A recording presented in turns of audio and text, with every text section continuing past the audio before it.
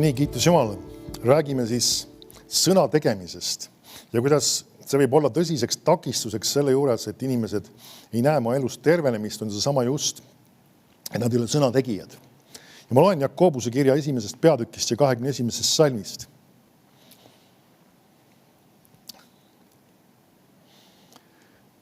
Ta ütleb niimoodi, sellepärast heitke ära kõik rüvedus ja viimnegi paha ning võtke tasase meelega vastu sõna, mis teisse istutati ja võib teie hinget päästa. Aga olge sõna tegijad ja mitte üksipäinis kuuljad iseendid pettes. Sest kui keegi on sõna kuulja ja mitte tegija, siis on ta mehe sarnane, kes vaatab oma ihulikku palet peeglis. Ta vaatas ennast, läks minema ja unustas varsti, missugune ta oli. Aga kes vabaduse täiusliku käsu sisse kummardades on vaadanud ja jääb selle juurde, ei ole unustav kuulja, vaid on teo tegija, see on õnnis oma tegemises. Nüüd see kõige viimane fraas on üks väga oluline või 25. salm just seesama, et kes vabaduse täiusliku käsu sisse kummardades või nagu siis laiendud tõlge ütleb veel, mitte ainult lihtsalt kummardades, ta ütleb just, ma loen sulle ka laiendud tõlkes, tegelikult ma loen ta kogu selle salmi, ütleb, kuid see, kes vaatab hoolikalt täiuslikku seadusesse, vabaduse seadusesse, järgib seda ustavalt, mitte olles muutnud hoolimatuks kuuljaks, kes unustab, vaid aktiivseks tegijaks, kes kuuletub. Siis ta saab Jumala õnnistuse ja soosingu oma sõnakuulelikus elus.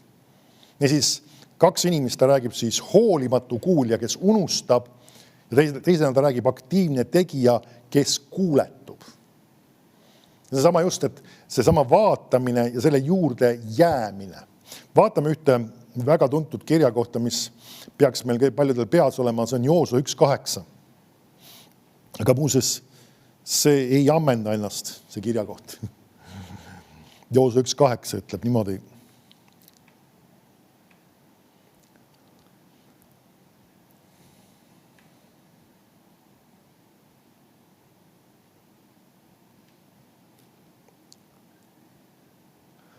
Ärgu lahkugu see käsuõpetuse raamat sinu suust, vaid mõtle selle päeval ja öösel, et sa peaksid hoolsasti kõike, mis sinna on kirjutatud, sest siis õnnestub su teekond ja siis on sul kordaminek. Nüüd, mis sa arvad, kui nagu oleks, Jumal paneb sind mingisuguse väga olulisse rolli ja positsiooni? Kas ta tahaks sulle siis kindlasti just selle sama tööülesande alguses anda kõige olulisemad asjad, mis sul on vaja, et selles ülesandes edukas olla? Kas pole nii? Ja me näeme siin, Joosua on saanud just Iisraeli rahva juhiks ja sellesse positsiooni astunud ja me näeme, ta on nii-öelda tegelikult on sellesse suunas liikunud, Jumal on teda ehitanud, saame aru, siin oli ka teatud ettevalmistusperiood, ta ei saanud kohe lihtsalt plaksta sinna sisse, vaid ta oli nii-öelda Moosest järgimas ja ka selles mõttes just selle meelevalla all ka alistunud vaimulikult kellegile teisele juhile. See on tegelikult üks oluline asi, mida me näeme Piiblis päris palju. See on läbi Vanast Testamendi ka see, et eriti inimesed, kes on vaimuliku kutsega, neil on vaja inimesi, kes on vaimulikult nende üle. Ja tavaliselt see hakkab ka mitte sellest peale, et nagu öeldakse, kui nad astuvad nii-öelda kõmaki ametisse, siis keegi on nende üle. Vaid see on see, et nad enne kasvavad vaimulikult ühes kohalikus koguduses. Nad on nii-öelda alistanud ennast selle koguduse siis juhile ja nüüd on kasvanud vaimulikult üles ja nüüd nad lähevad sellesse vaimuliku töösse, võib-olla mingisuguseks kas pastoriks või mingisse muusse ülesandesse ja nad on edasi selles samas vaimulikus alluvuses. Mõni ütleb, see on ka ju kontrollimine. Aga see ei ole kontrollimine. See on turvalisuse koht. Sul on vaja inimesi, kes on sinu üle. Nad on teatud kontekstis sinu nõuandjad, aga teatud kontekstis ka sinu korrigeerijad. Ja see on see koht, millega me peame aru saama ja milleks me peame võimelised vastu võtma ka korrigeeringut ja nagu öeldakse, kui seda räägitakse välja, suhtuma sellesse positiivselt. Sest vahet mõned inimesed ütlevad ka, et ma olen sellest kogudusest osa ja see inimene on minu pastor ja mulle meeldib kuulata, kui ta jagab sõna ja mis iganes. Ja ta kutsub sind ühel päeval 4 silma all kõrvale ja juhib tähelepanu mingisuguse olulisele asjale sinu elus, millega sa peaksid tegelema, millega saaksid korda sättima. See on see testi koht. Kas sa oled alistumas või mitte? Kuidas sa sellesse suhtud? Kas sa oled valmis neid muudatusi tegema? Kas sa oled valmis sättima asju teistmoodi? Või mis ta siin õpetab, mina tean ka ise, ma olen täiskasvanud inimene, ma oskan ise oma asju elus sättida. Nagu see hoiak tuleb, midagi on paigast ära. Nagu öeldakse, me võime olla täiskasvanud inimesed, aga me peame õppima alistuma ja alluma. Ja tegelikult oleme ausad, seesama printsiip kehtib isegi meie maailmasüsteemis, ütleme, kui me räägime firmas tegutsemiseks. Kui sa oled ühes firmas tööline, ütleme, sa ei ole päris firma omanik ja päris juht, ja oled tööline, siis keegi on sinu üle. Ja ta annab sulle juhiseid ja teatud kontekstis võib sind ka üsna konkreetselt korrigeerida. Et seda me ei tee niimoodi, seda tuleb niimoodi teha. Ja kui sina ütled selle peale, mis ta siin seletab, mis tema siin õpetab mind, mina ei taha nii teha, nagu oleks, mis juhtub? Ta võib sul lahti lasta töölt. Lõpuks nii-öelda. Ja kas tal on õigus seda teha? Põhimõtteliselt küll enamasti sageli nendesse lepingutesse on need sisse kirjutatud need võimalused. Ja ma ütleks, kas ta teeb seda õieti. Kui see on põhjendatud, siis ma arvan, ta teeb õieti seda isegi. Ja see on see, et me peame õppima alluma teatud struktuurile ja korrale. Ja see on normaalne lihtsalt, sellega ei ole midagi teha lihtsalt. See on see nii-öelda meie ümber toimivad süsteemid ja asjad ja Jumala riigis on asjad samamoodi tegelikult. Nii et siin tuleb lihtsalt nende asjadega arvestada. Nii et ja see on üks asi, ma mäletan ise, kui ma sain pastoriks, et ma ei ole selles mõttes kõige parem näide, kuna mina sain pastoriks väga niimoodi äkiliselt. Just selles mõttes, et nagu, kuna koguduses oli nagu vaja koht kiiresti täita, kuna eelmine pastor võeti, ma ei hakka minema detailidesse, aga võeti ametist maha tõsistel põhjustel. Ja nii-öelda, siis oli vaja kedagi, kes seda kohta võiks täita. Ja nagu, kui olla aus, siis ma olin ainus, kes oskas võib-olla natukene jutlustada. Teised ka võib-olla midagi, aga ma usun, et see Jumala kutse ka muidugi, see ei olnud ainult nii-öelda päris ainus, kes oli jälle hetkel. Aga ja nii-öelda pandi ametisse ja esimene asi, mis Jumal hakkas mu südames hakkas keerlema, ma pean leidma kellegi inimese, kes on vaimulikult minu üle. Ma hakkasin nagu öeldakse palvetama selle pärast ja otsima ja nii-öelda vaimulikult ringi vaatama, kes see või kus kohas see võiks olla. See võttis mingi aega selles mõttes, et mitte, ma ei tea, mina poleks kurt olnud just, aga just see, et nagu öeldakse õige inimene leida, kui ma läksin Paidesse Järva Kristliku Keskuse piiblikooli õppima, siis seal olles, siis ma puutusin Kaiga kokku, aga see on ainus asi, vaid ma puutusin kokku ka seal see pastoriga Kennet Kaasikuga ja Tõni Kaasikuga ja kui me Kaiga abielusime, teadsime väga selgelt, et me peame ennast neile vaimulikult ka allutama. Just ka see, et me näeme neid oma pastoritena. Et see on väga oluline asi, et see side sai loodud ja see oli see, mis pani teatud asjad vaimulikult paika meie jaoks. Mõni võiks küsida, kas nad on ikka korrigeerinud teatud kontekstis? On küll. Nüüd ma ei pea sulle kõiki neid asju ette kandma, nad ei ole väga karmid asjad võib-olla olnud, aga mõnes situatsioonis on olnud väga konkreetsed ja otsekohesed. Ja ta on teinud seda, ka need Kaasik isegi mingis situatsioonis, isegi teiste inimeste ees, see oli küll vaimulike juhtimistega ja ütleme konkreetselt viisil, kuidas koguduses koosolekul oleks pidanud tegutsema või käima ja ta tõi üsna konkreetse situatsiooni välja ja tõi välja selle, et ma panin seal nii-öelda metsa selle asjaga seoses. Ja kas see vale on? Ei, see ei ole vale. Ja see oli õige asi tegelikult, tagantjärgi ma võin öelda. Nii et ta teatud situatsioonides on ta seda teinud ja kui vajadus on olnud see, me peab olema võimekus seda vastu võtta. Ja kui ta tookord tegi, siis minu reaktsioon ei olnud see, ma on pahane. See ei olnud võib-olla mugav, aga sest et kõigil oli selgelt aru saada, kellest on ju jutt, selles mõttes, millest on jutt, aga see ei olnud päris koguduselt suure koosolekus, see oli töötegijate koosolekus. Aga see oli just, et see oli vajalik ja oluline asi lihtsalt. Nii et teatud kontekstis meil on vaja ja võimekus seda vastu võtta.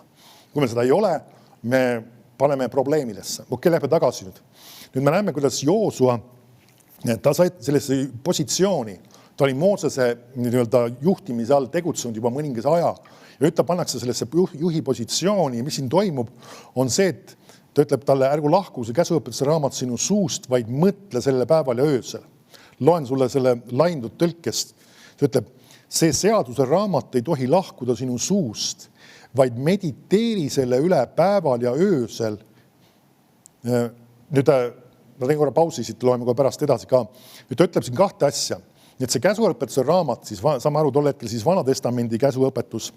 Nüüd tänasel päeval siis tähendaks kogu Jumala sõna. Ärgu lahkugu see sinu suust. Me näeme üks väga oluline element selleks, et me oleksime just ka sõnategijad, sest kogu see salmi lõpp jookseb ju kuhu ta ütleb.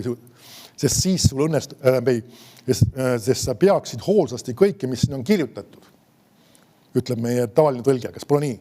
Me näeme seda, et ta saaks sõna tegijaks. Kõik see protsess ja kõik see toimib selle pärast, et ta saaks sõna tegijaks. Mitte, et ta kuulis seda sõna, mitte seda, et ta kuulis seda siis ütleme, tolles situatsioonis ka mingis mõttes jutlust või kellegi iganes seda jagas, seda Jumala sõna. Ma usun, et ka prohvetid tol ajal rääkisid ka Jumala sõnast erinevat asju ja õpetasid neil. Ja nüüd see ei olnud see, mida ta kuulis, vaid see pidi olema tema huulil. See on üks väga oluline asi. Harjuta ennast rääkima Jumala sõna. Rääkima. Ma ei võtta siis seda ainult sellises vestluses omavahel, see oleks üks osa sellest, aga ka teatud asju välja rääkima. Mitte ainult seda, et Jeesuse nimel ma olen õnnistatud ja raha tuleb mulle ja see on üks osa, mis ei ole vale teha. Aga see ei peaks olema ainult selle ümber, on mitmed sõnatõotused, printsiibid, kirjakohad, mis sinu kohta räägivad. Räägi neid välja. Ja teine sõna on siin mediteeri. Nüüd see, ma meelega, kui ma seda tõlkisin inglise keeles seda, just kasutasin seda sõna, kuigi et see sõna on ära rikutud kultuste poolt. Ja enamusel inimestel kohe assotsieerub see mingisuguste idamaiste või mingisuguste kultuslike asjadega see sõna mediteerima. Nüüd Piibel kasutab seda sõna, aga ta ei mõtle midagi sellist, mida nemad praktiseerivad. See enamus nendest kultustest võtavad mingisuguse mõttetu fraasi ja mingisuguse, ma ei tea, musta punkti umbes ja mida iganes ja mõtisklevad selle ümber ja hoiavad neid asju oma mõtetes ja on täiesti sellised nii-öelda haiged praktikad. Nüüd siin on väga selge piibellik meditatsioon seisneb selles, et sa räägid Jumala sõna ja mõtled selle üle. See on siis nii-öelda, teine sõna tegelikult ei ole ka paha, on mõtisklema. Sa ei tee mingisugused muid veidruse sellega. Sa võtad Jumala sõna ja mõtled selle üle. Ei ole vale, aga tegelikult saame aru sellest, et ka sõna loob pilte. Iga asi, mida sa piiblist loed, võib otseselt pilte ei loo, kui sa räägid näiteks loed, et Jumala armastus on pikameelne, kannatlik ja lahke, siis see otseselt võib-olla konkreetset pilti ei loo. Kas pole nii? Aga mõnest Jumal võib anda selle konkreetse rakenduse sinu enda elu jaoks, on mingi konkreetne situatsioon või olukord ja sa mõtled, kuidas ma olen selle inimesega kannatlik, siis kui ta käitub just sellisel viisil või käitub see taas sellisel viisil, siis sa saad konkreetse pildi endal panna isegi. Ja sa mõtled selle enda jaoks läbi. Ja see mediteerima sõna tegelikult sisaldab enesest ka seda kujutlemise elementi tegelikult.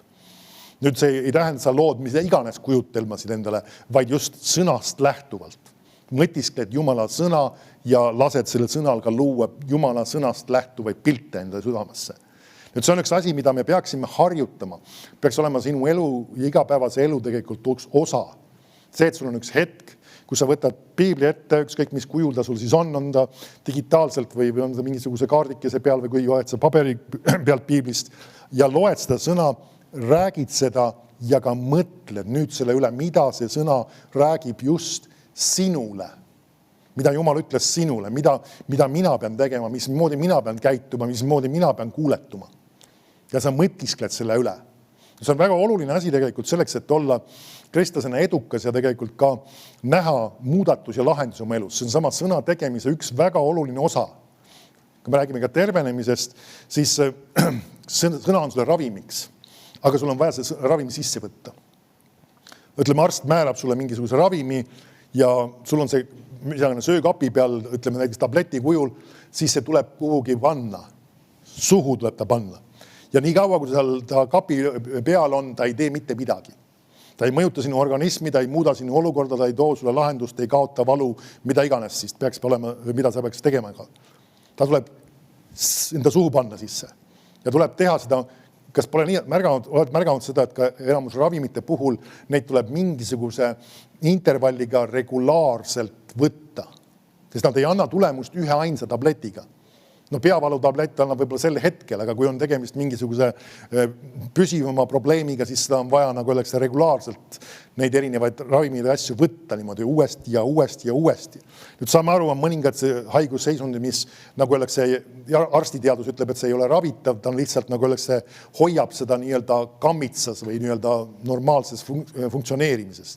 Aga sellegi poolest Jumala sõna on see, mis on võimeline mitte ainult seda hoidma, vaid ka seda terveks tegema sõna otseses mõttes. Niisiis, aga mis tuleb teha? See sama suu osa. Niisiis, tablett läheb suhu, aga kui räägime Jumala sõna võtmisest, siis sa räägid oma suuga. See on sama Jumala sõna ravimi võtmine. Räägid. Ja teine element, mõtiskled. mõtiskled regulaarselt, sõna haaval läbi, kas või see sama kirjakoht on välja sulle, mismoodi näeb välja selle sõna mõtisklemine. Miks ma näiteks loen neid erinevaid tõlked? See ongi tegelikult, see aitab sageli sinu mõtisklemisele kaasa. Sest et tegelikult, kui sa nagu analüüsid, siis sa võid avastada seda, et see sama sageli see laiendud tõlge, ta toob sünonüümidega välja selle ühe sama sõna mitu korda. Kui ma siin isegi näiteks paralleelselt vaatan seda, näiteks see seaduseraamat ei tohi lahkuda sinu suus, kas sa märkad, ta toob ühe teise nüansi sinna juurde. Ta ütleb ärgu lahkugu, nüüd ta ütleb ei tohi lahkuda, aga see tegelikult ongi see sama, aga see on teiste sünonüümidega öeldud lihtsalt.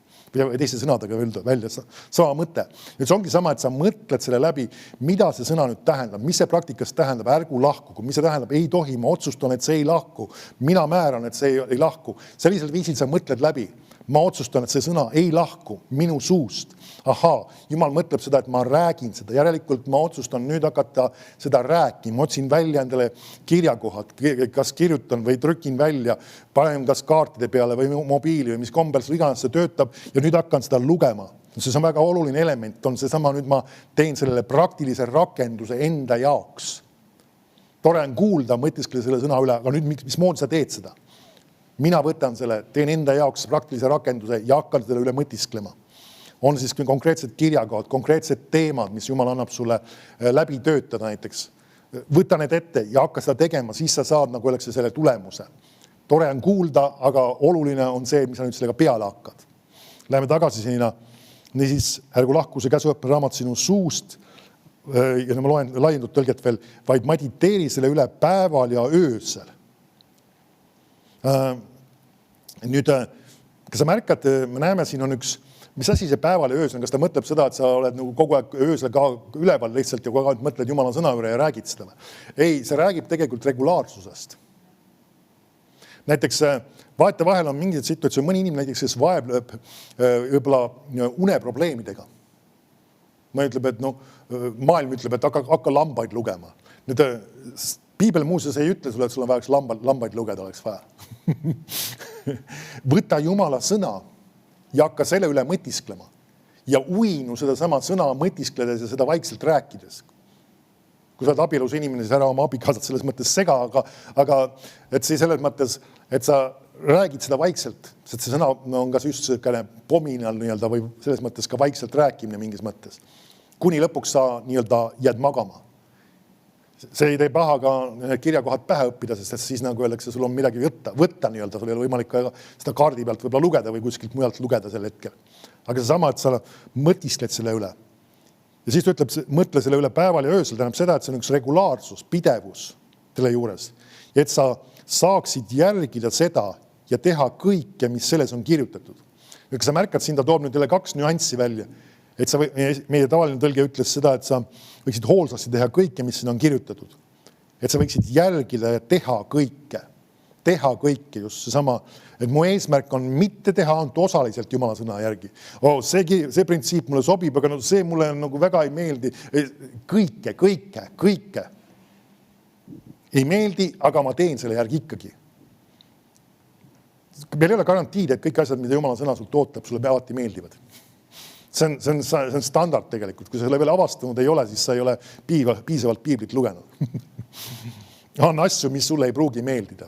Või mis sulle, või siin tegelikult tavaliselt on sinu liha on see, kes selle asjal nagu tahaks vastu sõdima hakata. Ja vahest on ka emotsioonid.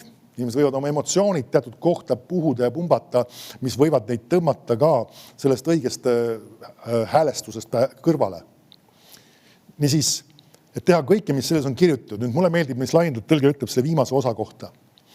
Ta ütleb siin, sest siis, see on väga oluline, kui sa need eelnevad asjad oled teinud, selle sõna oma suhu pannud, oma mõtetesse pannud ja nüüd neid pidevalt seda praktiseerinud ja otsustanud teha selle kõige järgi. Nüüd sa oled teinud selle järgi, nüüd hakkab midagi toimuma. Me näeme seda, et midagi ei hakka toimuma siis alles, kui sa sõna kuulad.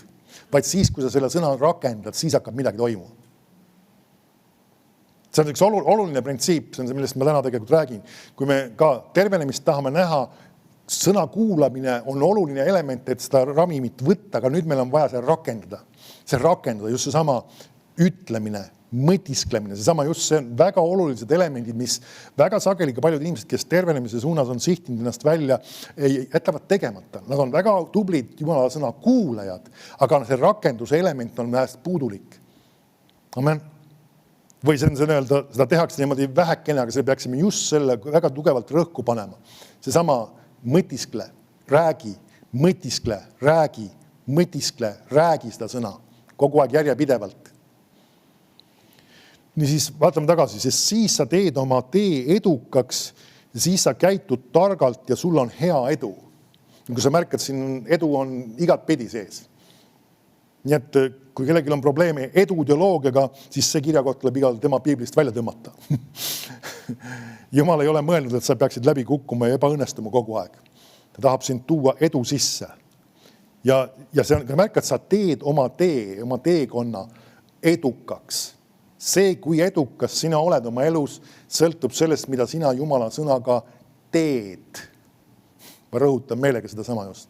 See, mis sa teed Jumala sõnaga, paneb väga otseselt paika selle, kas sinu elu teekond saab olema edukas. Ja sina saad määrata seda. Jumal tahab seda kõigile, aga see ei pruugi kõigi jaoks olla reaalsus. Tegelikult üks hea küsimus, kes viimasel konverentsil just oli ka küsimuste vastuste koht ja pastor Nancy käest küsiti just sükene küsimus, et kuidas on selle jõukuse õpetusega, et kuidas see nagu läheb selle valgusega kokku, kui sa mõtled selle peale, missugustes olukordades elavad inimesed 3. maailma riikides, ütleme Aafrikas või kus inimesed on näljas ja puuduses ja materiaalsetes probleemides. Kuidas see jõukuse õpetus nagu saame öelda, et see on õige ja töötamas kõigi jaoks? Ja ta vastas väga hästi tegelikult selle peale.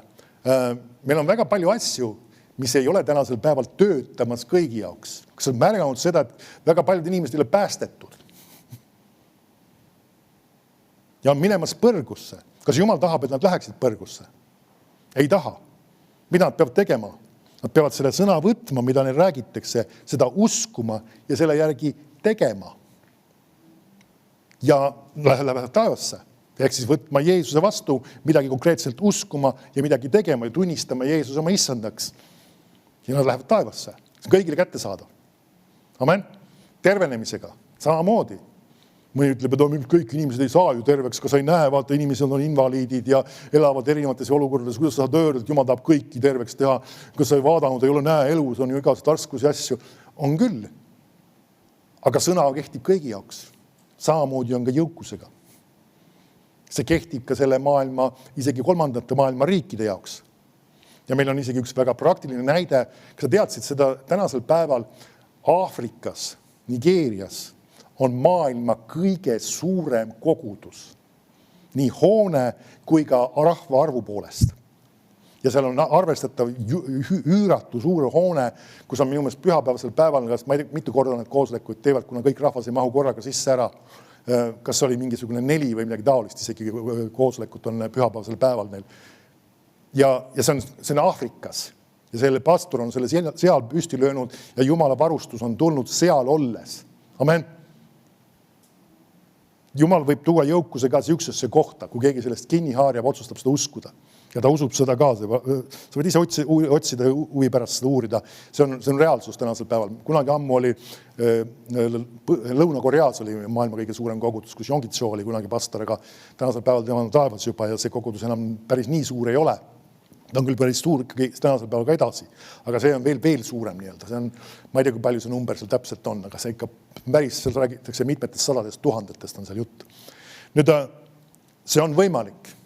Kui keegi otsustab Jumala sõna uskuda, seda rakendada, see jõukus tuleb ka. Ja samamoodi on ka see Eesti kontekstis. Mõni võib öelda, Eestis ei saa ju eriti mingit jõukust olla, see on Ameerika evangeelium ja mis iganes. Kui inimene seda usub, sündigu talle. Mina otsustan uskuda seda, et ka jõukus on Eestis kätte saada. Ja me oleme seda näinud ka tänasel päeval. Kui me jagasime isegi seal konverentsil mõne pastoriga lihtsalt ka privaatselt sellest, mida Jumal on saanud meil teha, kuidas me 2000. aasta kanti me kogudusena olime rahaliselt väga kitsas kohas. Kogudusel oli piisavalt finantse, et mulle korraga palk ühes kuus välja maksta, sest et lihtsalt ei olnud pangaarvel raha. Ja maksti seda osade kaupa, kui laekus juurde. Nüüd tänasel päeval meil on 3 inimest koguduses palgal. Me oleme Kaiga mõlemalt saame täispalka, Josepil on natuke väiksem palk, aga sellegi poolest nagu kus see varustus on olnud ja inimeste arv ei ole tegelikult tänasel päeval meil koguduses suurenenud. See on isegi nõksu võib-olla isegi tolle ajastusega vähenud. Kus see tulnud on? See on see sama, kui sa ütleb, Piibel ütleb ka, kui sa annate, siis teile antakse. See on üks oluline element, kus me kogudusena, ma ei räägi nüüd nagu ennast upitades, aga lihtsalt see, et see oli oluline element, et Jumal andis meile südames, et me peaksime hakkama külvama, ka kogudusena välja andma. Tänasel päeval me anname 11% sellest, mis Jumal on meie kogudusse sisse toonud, külmame välja. Meil oli see varem see 10%, tõstsime kõrgemaks. Et jagame erinevatesse kogudustesse, teenistustesse, Jumala riigi töösse, kohtadesse. Ja see on vajalik selle jaoks. Miks pärast? Ja see on toonud lõikuse. Ja see lihtsalt tuleb ja see on samamoodi ka sinu enda isiklikus elus. Kui sina oled andja, siis sinul on õigus ja põhjust öelda, ma kavatsen näha oma elus jõukust ja edukust, nagu see kirjakoht ütleski, sest sa oled sõna tegija. Amen. Ja see on sellepärast oluline, mõni ütleb, no mul ei ole nii palju anda, siis pärast tulebki alustada kas või selle väikesega. Mis sul on täna, kas või isegi väiksem summa või asi, külva ja usu aktiivselt lõikust, sest sõna ütleb, et sulle saab see lõikus, aga see on oluline ka, sa märkad, et siin ka see edu tuleb ka selle läbi, et sa mõtiskled ja ka räägid seda sõna. Ka isegi jõukus ja ka lõikus, kui selline ei tule lihtsalt sulle, vaid seda on ka vaja rakendada aktiivselt, seda usku ehitada ja õhutada ülesse. See, et see Jumala sõna teeb mind edukaks ja siis sa teed oma tee edukaks ja siis sa käitud targalt ja sul on hea edu. Ja millest see hakkas peale sõna tegemisest. Ja see on üks asi, mis me peame enda elus nagu selle rõhu panema. Mulle meeldib see, kui pastor Keith Moore, kui ta alustab sageli oma jutlusi, praktiliselt enamus jutluste alguses, ta paneb oma palvesse ühe olulise elemendi sisse. See, et me otsustame olla täna sõna tegijad, mitte üksipäinis kuulijad. Umbes sarnane mõte on tal pidevalt seal sees. Miks ta seda teeb? Sest, et see on see ülimalt oluline rõhuasetus. Et me ei tule kogudusse jälle oma nii-öelda mälufaile täitma mingi informatsiooniga ja lahkume ja me oleme jälle rohkem teadmisi saanud juurde. See ei pruugi sinu elu mitte raasukestki muuta. Ja tänasel päeval on palju kristlasi, kes teavad väga palju, aga kes elavad täiesti haletsusväärses kohas. Nii oma tervise, oma suhete ja ka oma materiaalsete asjade koha pealt. Mõni ütleb, see on süüdistus ja hukkamõist. Ei, see on hoopis see, et midagi on võimalik muuta selle asjaga. Keegi ei pea sellesse kohta jääma. Sellele võimalik stopp panna ja hakata seda sõna tegema. Öelda, et mulle aitab sellest jamast, mulle aitab sellest puuduses elamist, mulle aitab sellest haigustes elamist. Ma otsustan selle sõna võtta selle järgi teha. Ja kui sa hakkad selle nii-öelda käsile võtma, siis üks asi, mis sa võid avastada, on teatud nagu vastuseis või nagu surve, et sa ikka ei teeks seda ja nagu pressimine justkui. Sageli emotsionaalsel tasemel just. On keegi, kes on aru saanud, et nagu oleks keegi hakkab koda kaljule ehitama. Keegi paneb oma elus nii-öelda väga jõulised, tugevad alused paika. Keegi paneb vundamendi paika oma ellu. Millega? Ta hakkab ehitama sõna, mõtiskleb selle üle, räägib seda, võtab igal päeval selleks aega, kas või isegi mõningad minutid lihtsalt võttes selle hetke kõrvale selle asemel, et näpuga seal mingisuguses Facebookis ringi lasta, ta võtab hoopis Jumala sõna ja mõtiskleb selle üle, räägib seda.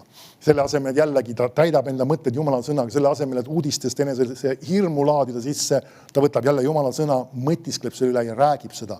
Ja asjad hakkavad alguses võib-olla niimoodi vaikselt muutuma, aga siis hakkab rohkem muutus tulema, siis hakkab veel rohkem muutus tulema ja äkki sa hakkad avastama, midagi on väga kapitaalselt selle inimesega toimunud. Miks pärast? Sest et ta on sõna tegija olnud. Ja nüüd on mis asja hakkanud tulema see, mida ta kirjeldab. Sa teed oma tee edukaks, sa käitud targalt ja sul on hea edu. Või nagu üks kirjakohtas, millest me alustasime, on see, et nagu öeldakse, ta on õnnis või õnnistunud oma tegemistes. See tähendab ka ilmselgelt tervist.